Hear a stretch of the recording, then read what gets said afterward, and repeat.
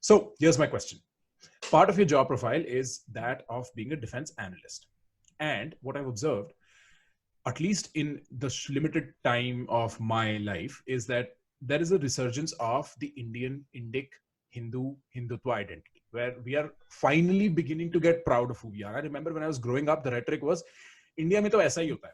Now it's a little different. It has its own problems, whatever. But what has happened is at least we're like, yes, India. And given what happened to China, with China for that matter, I personally felt like I'm not going to take this. I was personally motivated. I was like, I'm not going to take this. But my fear is that the people who are heading the nation are at least 3 or 4 generations older than I am. And so there is some amount of incongruence between the two. My doubt is, do you think it is being managed well? Do you think by the time I grow up enough to lead the country, hypothetically, not that I want to get into politics, but when I'm in the decision-making age, we would still have the India that we like? Or what is happening at the Chinese border?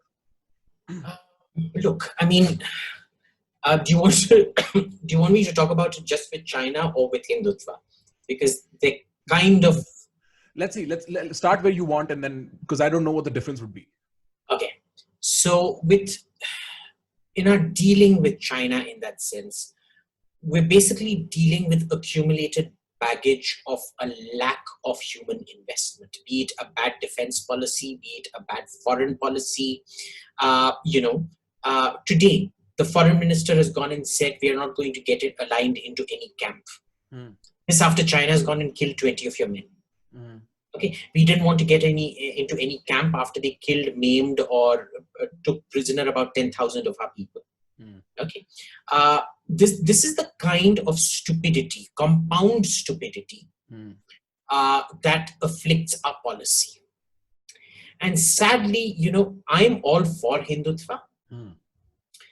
I'm for Hindutva when it is a positive expression of your cultural resurgence. But you cannot have a positive expression of cultural resurgence unless you have a strong, growing economy. And you have the sort of human excellence to back it up. A Hindu resurgence cannot be built on the back of a beggar economy and on the back of third-raters who basically justify their, the fact that they will never be celebrated. They hide their third-ratedness behind being Indic. Now, I know a lot of people who are Indic who are outstanding at what they do. And unfortunately, this whole word Indic has been hijacked by the third-rate brigade. It's third-raters who claim that, it's like it's like a teacher who can't explain a problem to their student, claiming that he or she isn't the problem, the students are the problem. If the students are the problem, then you're not a very good teacher. Right? So this, unfortunately, is the thing with this so-called Indic resurgence. And what I see here is, of course, the third-ratedness of the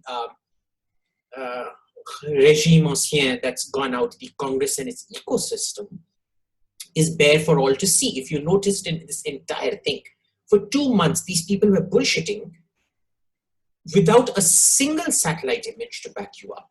They refused to commit to a map. They refused to draw down the map. And then they went on shifting. It's one day it would be 5 kilometers here, then it would be 5 kilometers there, then it would be 1.5 kilometers to the south, whatnot, and things like that. Then our former ambassador and foreign secretary, Nirupama Menon, she put out this listing, sort of report, parliamentary report that had come back based on the India-China border negotiations in 1960 or 61, where one of the coordinates marked for Galwan, 78 west, la-di-da-di-da, would have been 68 west, 68 east, would have been in west of Kabul. So you had this sort of third-ratedness even then in 1960, where they couldn't plot coordinates properly. And you have it continuing. But in all of this, what comes out as a counter is that people say, tu anti-national hai, tu jhoot bol raha hai. Can you come up with satellite imagery to prove ki jhoot bol rahe hain? Nahin. Can you come up with some literary or some kind of literary evidence, or some other kind of evidence to prove it? No. So there's a huge lack of, and this is what worries me about Hindutva, that I fear that I look at it as the most positive aspects. The reality is that a lot of it is fed by the sort of negative gripe, which is a very, very dangerous thing. So I understand sometimes where these people are coming from, where the left is coming from, when they say, this is like 1930s Germany and so on and so forth. Unfortunately, if you look at the right as a whole, that simply isn't true. They want to magnify the worst elements in it and stereotype the whole right based on some particularly nasty, unsavory characters. And let me give you an example of why they are wrong. You look at it historically, the Indian right, the sort of Hindu right, has had three streams. There were the ultra-progressives like Savarkar, who wanted, absolute abolition of caste and things like that, who thought that, protecting cows was a fool's errand and so on and so forth. Then you had the RSS, which was sort of conservative, which believed that social change has to keep pace with society. It can't be shoved down. And then there were the outright regressives. The outright regressives have always been the loudest, and within the right, they have lost every single battle, they have lost every single argument, they have lost every internal power play, which had always settled in the centrist RSS in that sense, which then forced Savarkar to also say that, Gau Raksha, protection of the cow, is central to a Hindu identity set, because, he himself was an atheist. So he said, yes, because we have to make a sort of we have to compromise, find some kind of a compromise solution. This is one of the things we can kind of agree on. Let's keep this. But you tell me, when has the regressive right ever won out in India? Who's the regressive right? Who's the regressive right here? VHS? Regressive right are the people who will say, caste, jati is not varna. They justify untouchability and crap like that, saying, caste is still good, it is still relevant, la-di-da-di-da. Do we have any examples of these people, just so that I can put a finger on them? Is that possible? Not really. The moment I come across them, I just start blocking them left, right, and center. So I'm like, it's like, if you're asking me the location of a public toilet, man, right. You should memorize the smell of that shit and the location of the shit. You just need to move out of there. So they'll say like, look, our brave women warriors used to commit sati. It was so brave and all of that. Now I can understand, what would happen to them once the Turks had taken them slaves was awful. But to justify it the way you justify it, saying, it was an act of desperation. It wasn't an act of valor in that sense. It's like Masada. What happened at Masada, the Jews committing suicide when the 10th Legion under Flavius Silva is besieging it during the Jewish wars. It's like that. I mean, it's a complex narrative, and this love that they have. Hinduism, one of the reasons, even though I'm an atheist, I will always identify as a Hindu, is the sheer complexity of it, where there's no black or white for anything. Okay, you can be a militant atheist like I am, but still be a devout Hindu, which I do consider myself a devout Hindu. And there is no contradiction out there. But these guys, everything is, the guys who are loudest about this Abrahamic faiths and their binaries, black and white, are the exact bloody chimpanzees who have this sort of black and white view of the world. You're either with us or against us kind of thing. So this is a problem. I'm not saying it isn't a problem. The problem is the left exaggerates it.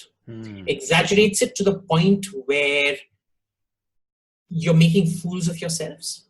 It's completely inaccurate in terms of policy. It's inaccurate in a whole host of other things.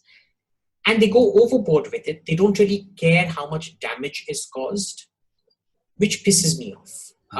So, again, we're getting back to triggers. Right. But so I think you picked up on that. And that's my concern with Hindutva for that matter. And it's not just Hindutva, but the politicization of any culture. what that eventually leads to is a narrowing line that ends up at a point. And that point is how you will be if you are a Hindu. Everything else, which is absolutely against the spirit of Hinduism. Hinduism is not a point; it's a nexus of many. Like when I was taking this one class in ancient Hindu plays, and we started reading through the different variations of the Mahabharata itself across India. And you come to realize, to establish what is truly Mahabharata is, like it's a nexus. There is a conversation happening between all these small. And my fear with the politicization of the culture is that eventually we will all have to either cross a certain line to be a part of it, or otherwise you're out of it. Is that a fair fear, or am I just thinking too much? Am I just too influenced? No. Right. That's a very real fear. And so, it's sort of the Abrahamization of Hinduism. Yes. And remember, what we call the Abrahamization of Hinduism comes from this sort of inferiority complex and fear. Inferiority complex and fear are never good drivers of policy. And unfortunately, we see that. And, this is where what irritates me with the left, that no matter what Hinduism does, Hinduism is a shitty religion. Look at Islam, it's so progressive. Hinduism, look at it, it's so regressive, blah, blah, blah, nonsense, la-di-da-di-da, so on and so forth. You're sort of normalizing anger. You're normalizing hatred. You're normalizing gripe. You're normalizing third-ratedness. You're justifying violence. Or, just whitewashing it. None of these are good. And the Hindu right is learning from this. They're adapting to this. And in the process, they're actually Abrahamizing more and more and more and more. And yet I find it's the people who claim that Hinduism is Abrahamizing the most that are the loudest critics of Hinduism and the biggest apologists of Islam.